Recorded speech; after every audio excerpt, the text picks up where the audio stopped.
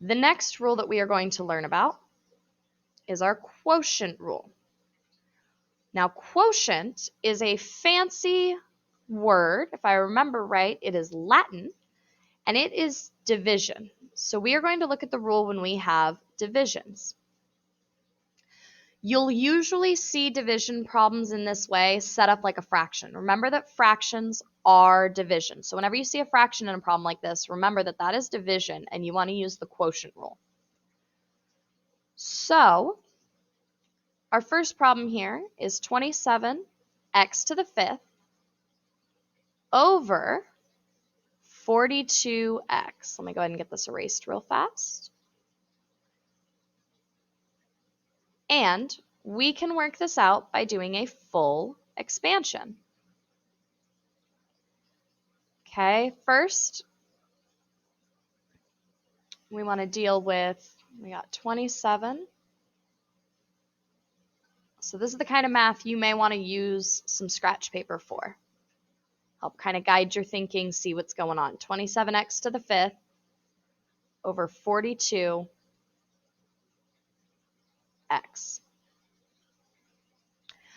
So the first thing you want to do is simplify that fraction right here. 27 over 42, okay? We want to think about that common factor. So what is a number that could be pulled out of or divided out of both 27 and 42? And if I remember my divisibility rules, both of those are divisible by 3. So we're going to divide the top by 3, divide the bottom by 3. We're going to see what we get. So 27 divided by 3 is 9. 42 divided by 3 is 14. So that's the new part of our fraction here, is 9 over 14. Now we want to deal with this x to the 5th over x. So if we expand that, I have 1, 2, 3, 4, 5 x's over 1x. And remember, when there is a match on the top and the bottom of a fraction, you can cancel it, and you want to count up whatever is left here. So I have 9 over 14 with x to the 4th left on top. And looking at our rule, it says when you are dividing your bases, you are subtracting exponents. So 5 minus our invisible 1, 5 minus 1 is 4.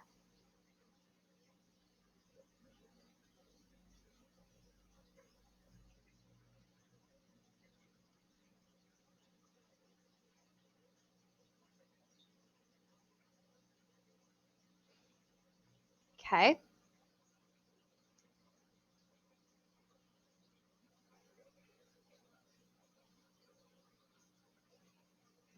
Now we want to do another one. This one is all variables. So we have y to the square over y to the 4th. So y to the square, we have an exponent being raised to another exponent. Okay, write our new problem down here. So we got y to the square, and that is our power rule. So we need to double check the power rule to see what we're doing here. Power rule says that we are going to multiply those exponents. So 2 times 2 gives me 4. So now we got y to the 4th over y to the 4th. Okay. 4 minus 4 is 0, so the final answer here is going to be y to the 0 power. Now we will talk about what that means later when we get down here to the 0 exponent rule, but for right now, your final answer here is y to the 0 power. Okay, give me just a quick second. Let me get this all cleaned up for us. We're going to talk about the negative exponent rule and the 0 exponent rule, both of which can be confusing, but make a lot of sense once you have gotten the pattern down. Now, let me start off by saying a negative exponent never, ever in a million years ever tells you that your answer is negative. Okay? A negative exponent does not tell you that your answer is negative. Many people will look at those and be like, ah, I see what that is. I got it. And that is simply not the case here. So when we have a negative exponent, for example, I have negative 5 here on our first example, negative 5x to the negative squared. So first we want to look at what is my exponent actually affecting. And in this case, my exponent only attaches itself to this x right here. So negative 5 is going to be left alone. He is chilling. The negative sign on your exponent tells you that you are sitting on the wrong side of a fraction. So if the x to the negative 2 is on the wrong side of the fraction, that means we bring it down, we put it to the correct spot, and the negative goes away. You can think about it like your negative sign here is what turns into your fraction bar. So we got negative 5 over x squared. Okay? We'll do one more example like that.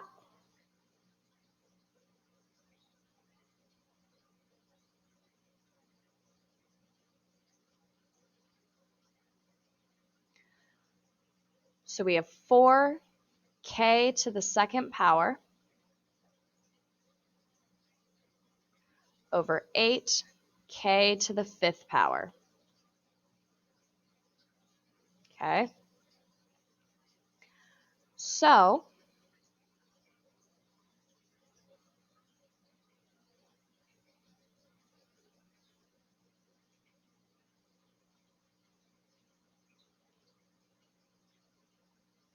oops, not a 4, that's an 8.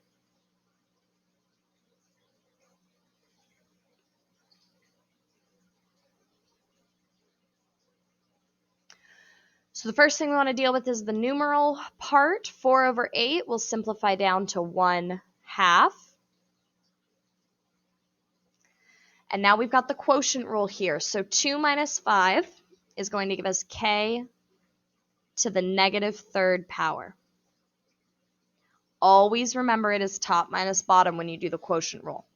Now because k has a negative exponent here, we're going to move it to the correct spot. It's on the wrong side of the fraction, so we're going to move it to the bottom. And we can get rid of it on the top now that we've moved it. So your final answer here is 1 over 2 k to the third power.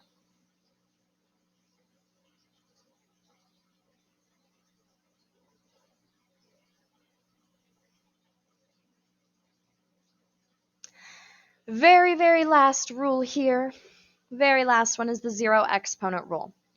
When you have an exponent that is 0, it is telling you that you have none of the variable that is mentioned. So in this case, looking at that center column, it says x to the 0 power equals 1. I'm going to show you why. So we have a variable. We have our x here. It is all by its lonesome. So we have x to the 0 power. In front of every variable is a number. If you don't know what the number is, it's a 1. So x to the 0 power says there are no x's here. We don't have any. Get rid of them. I'm just going to scribble it all out. But you still have this 1 that is left over here. So x to the 0 power will equal 1. That is why I had you fix this earlier. So if we want to solve a math problem, looking at this first example that uses this rule, 7x to the 0 power. Okay? X to the 0 power is going to equal a 1.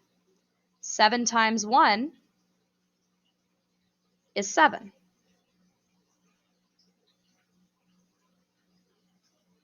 Okay? Looking at the bottom one, we have w to the 4th to the square over w to the 8th.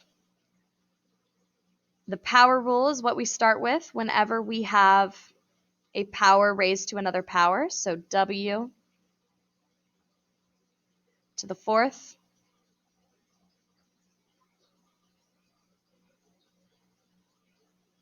to the square over W to the eighth.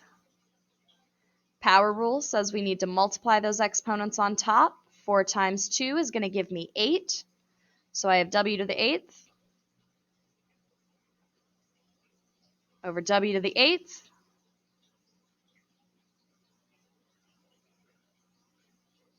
That's a fraction, which means it's quotient rule. Quotient rule says we're subtracting those. So 8 minus 8 is going to be W to the 0. Very last step here, W to the 0 equals 1. So the final answer here after all of that is 1. Okay?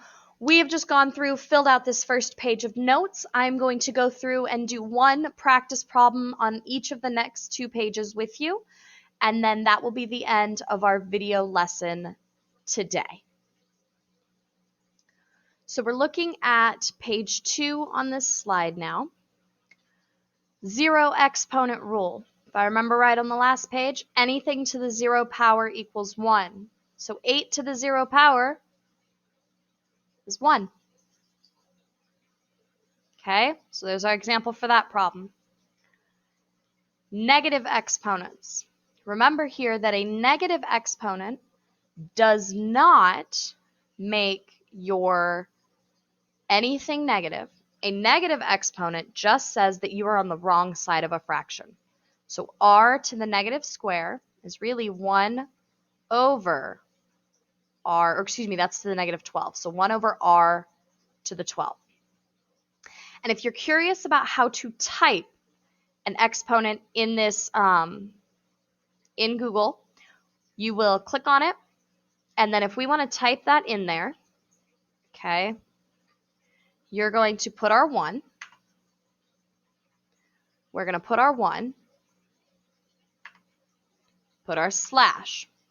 The first thing, and our R. Now, the first way you can do it is you go to Format, Text, Superscript. Looks like we were in superscript mode. So Format, Text, Superscript. Make sure it's 1 over R. Format, Text, Superscript will let me make a tiny 12 up there. When you want to turn it off, you just click the same set again. Format, Text, Superscript. If you cannot access the superscript, you can also use this little arrow button. If you hit Shift 6, that little up button is a caret. That is how your calculator and a lot of computers will read exponents as well. So either of those forms works to get the correct answer here. We have 1 over r to the 12. Product rule says that you are adding, when the bases are the same and they're multiplied, you are adding the exponents. So 5 plus 8 here is going to give me m to the 13th power. And that's it for the product rule. Okay, make sure you put your names at the top of the paper, please, and thank you. Once again, make sure you put your name at the top. We are heading into the power rule. Power rule reminds us when we take a power to a power, we are multiplying those exponents. So 3 times 2 is 6. That's going to give you 8 to the 6th power, which is really 8 times 8 times 8 times 8 times 8 times 8. I do not need you to fully work out the problem. I just need you to know how those exponents work.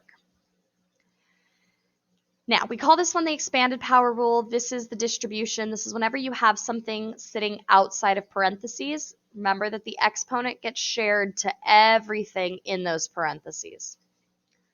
So 8 to the 3rd power and x to the 3rd power.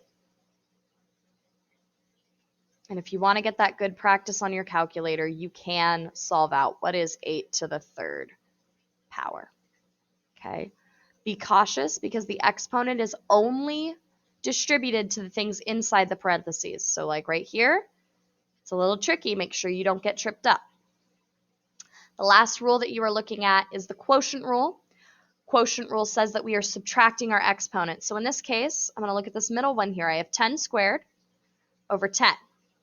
Remember, that is that invisible 1 exponent. We're subtracting. So 2 minus 1 is 1, which means there is only 1 10 left at the top. And that is it. That is the final answer. Okay? If you have any questions, make sure you contact me, shoot me an email. You can join me in office hours on Mondays and Wednesdays from 1 to 3 p.m. Great job, you guys. I hope you have a wonderful, wonderful weekend.